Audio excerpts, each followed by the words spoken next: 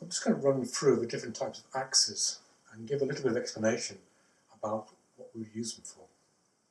A lot of axes in the market right now, and it's quite important to get the right one and not buy something you don't actually need.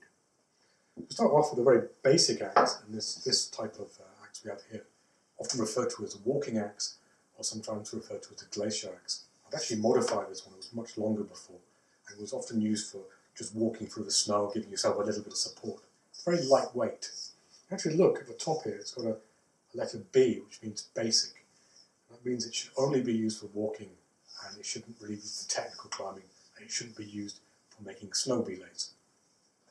Again, this pick has a very subtle and gentle pick here. The teeth are very blunt. It's very lightweight, and if you were using this to, say, hack steps in ice, you get pretty tired pretty quickly, and they probably bounce off. So this is generally called a walking axe and meant for spring, summer use, especially when traversing glaciers. The next type of axe is the one we use the most on our courses, and that is like a mountaineering axe. This one's made by DMM, a very good British brand, and if we actually look on it, it's got a T rating, which means technical. It means that this can tolerate a lot more. The pick can be used for hacking into ice, being hooked into rocks, and the shaft can also be used placing the snow and the snow belay. It can tolerate a certain amount of force applied to it. Again, the droop on this type of pick isn't hugely aggressive, but the teeth are more numerous, they're slightly sharper, and the end point here is also sharper. The pick as well is also a bit sharper, so it can be used for cutting steps or digging a slot to bury your axe. Again, the other axe had a straight shaft, and this one has a slight curve, which actually helps to come over bulges and snow and rock, for example. It comes with a sling and has a rubber end, so you get a better grip when it's icy. Also on this one has a spike, which can be used while going up firm snowy slopes, just to get a bit extra purchase there. Again, this is a general mountaineering axe. What I mean is that we could use it for crossing a glacier, climbing up relatively easy peaks, but also some kind of modest climbing. I personally use this axe climbing here in Norway up to Grade 4 when it was covered in snow. I wouldn't want to climb a really technical pitch, but a short technical pitch, this is very good. It's a really good axe, it's good length. The length of it, I think on this one is approximately 60 centimetres, so it's still very good for general mountaineering. Moving up from that, we move into a more technically orientated axe. You see now the pick is now a reverse pick. It has more teeth. The blade is narrower. It's much more aggressive style of pick. This one actually has a hammer. You can also get it with an adze as well. But also the shape of the axe as well is more curved. We have a dedicated place for a hand to rest.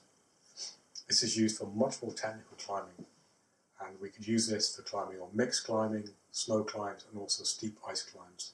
The pick is interchangeable, so if we break it or we need to swap it out for a different type of pick, we can do that. Again, the shaft on this is T rated, it's marked here, but the blade in this case is actually B rated, and it's actually written on here, it's a Cascade pick, so this pick is actually dedicated for ice climbing and not for rock.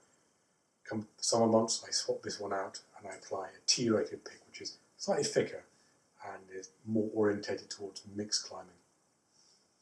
Again, this type of droop pick means that when I pull down on the axe, we hope that the axe will be drawn into the ice, into the rock. The other axe that I have, if we place this on a little ledge or into some snow or ice, and we pull, there's a tendency for it to rotate out of it. Not always, it's well seated to be fine, but it's on a very small hole. It can rotate out. Therefore, having this one with this reverse pick means that we can actually get a better purchase. We would normally use this on dedicated climbing courses, for example, ice climbing courses. And for the majority of mountaineers, especially British climbers and mountaineers, this style of axe would be perfect for them. Moving up to there, the more technically demanding routes, we have this style of axe. This is made by Petzl, it's Nomic. And again, we have this droop pick, reverse droop pick. It's much more aggressive, more teeth. The teeth are aggressive. It actually has a very similar pick to this one. It has a slightly increased bend in the axe for getting over bulges, for example. Has a dedicated handle at the bottom, which gives us better position for holding it and becomes less stressful on the arm. Also has an extra guard at the top here, finger rest, which we can place on to give us even more control when we're placing. Again, this is a technical axe, and an axe which we will use for very steep ice climbing or mixed climbing. Like I said before, the majority of people will find this very good. This style of axe still has a spike at the bottom. We can still use it for some general mountaineering. We can use it in snow belays, and it's also very good for climbing as well. It's not such an aggressive axe, so it can lend itself a little bit more to mountaineering than, for example, this one. In mountaineering, we often have to use the shaft of the axe, plunge it into snow to get perches in softer snow. While it's still possible on this axe, this element here, this kind of handrest, does get in the way. We also have a sling here, we're attaching it to a harness, so if we drop it, for example, or technically we don't lose it, again, this will hinder us being able to place it, but it's still pretty reasonable. This axe, we have now a bigger handle at the bottom, and it becomes even more difficult for us to actually plunge it into the snow.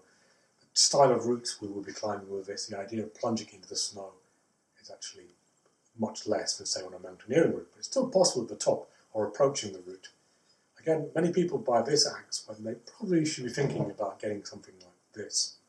This is much more general, much more easy routes. This is for much more technical routes. You can still buy it if you want to, but I just think maybe sometimes people buy things they don't actually need. So there's all the axes. And lastly, an axe which I think we should all agree is relegated to the wall. This is an old alpenstock, as you can see, no teeth, very blunt, very flat, long, with a big spike at the bottom. This would be good for classic walking in the snow as a walking stick, and I think it's probably best relegated to the wall right now, but still very nice. Well, I hope you found this useful and gives you a little bit of insight into the type of axes that you can buy.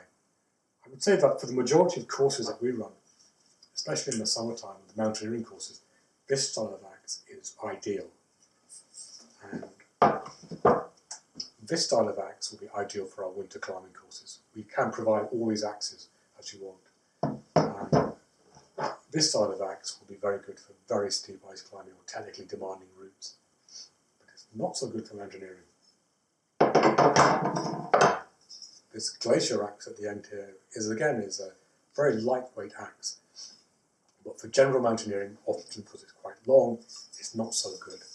And if you have to use an anger for a snow belay, it's going to be very weak.